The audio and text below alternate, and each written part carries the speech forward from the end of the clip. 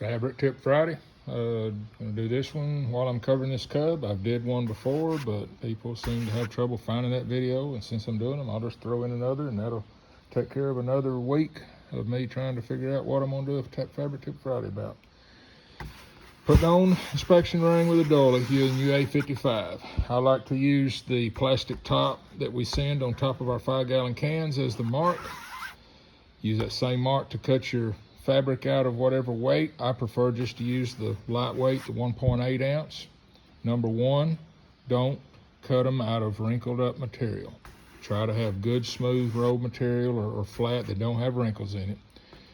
All right, once you're ready, you mark your circle, take your brush and put one coat of thin UA55, and then you go and do all the rest of them. Come back, it'll be dry in about maybe 30 seconds. Put a second coat on. Let that all dry. Then you're ready to put the ring on. On all of ours, and we actually just get ours from Polyfiber in bulk, there's a little tab on one corner. You have to take a razor and cut that off. Get your inspection ring ready. Have it laid flat side up. Take your brush and wet the bottom of it with thin UA55, and then just take a brush and wet this center and lay it over on it. You can kind of move it around and center it. I like to kind of do a little twist in it like you're putting a joint together on PVC pipe, because these are plastic. Just do a little turn like that and get it held in good. Now that's glued on. Then come back with a third coat, and that's setting your base of your glue down. And that's what I'm going to do at this point. So we've got this glued down and we're ready. We've got 2 coats of glue down, and it won't hurt for 3 if you got real thin glue, because you're trying to bed in a set of glue on this. So what I do, I'm gonna try to do this with one hand if I don't spill it everywhere. Take your brush and make sure you go all the way to the edge. It ain't the end of the world if you go a little past, because going all the way to the edge ensures that you're not going to have little tips that are standing up. Excuse me moving around because I'm not concentrating on I'm doing this with a phone. I'm here by myself. But lay your layer all the way on, and it's wet. Go back over, and while it's wet, then take your piece that you cut, just look down on the top, and just lay it centered. Don't mash nothing down. Then start in the center, and it's dry on this side. Go around the center. Don't try not to touch it anywhere else. Go around the center and work it out. And take your fingernail and work that in. I'll explain there in a minute. Work that in. You see this fabric right here pulling in, taking up that slack. You're putting that glue right down in that edge. Then work your way around on the top. You gotta move kind of fast because the UA55 works pretty fast, but it does reactivate with more glue. Go around the top and then around the side. Start bringing it in all the way around. And this is just for neatness. The outside's not quite as important as that inside, and I'll explain. You have a little wrinkle, kind of work it. And see, I've done fooled around here doing this filming and let it kind of set up and dry.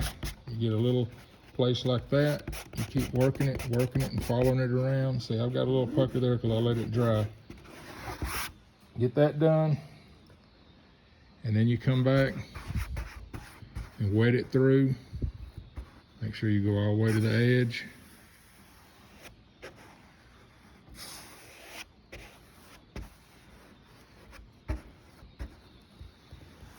Wet it all the way out to the edge, and it's got a good coat on it. Now that was your 4th time. As with AirTech, once you're completely done, run over everything one more time with one more thin coat of glue, and that will stop any pinholing with your fabric primer or anything like that. Now I've got a complete opaque, there's hardly any raw spot out there.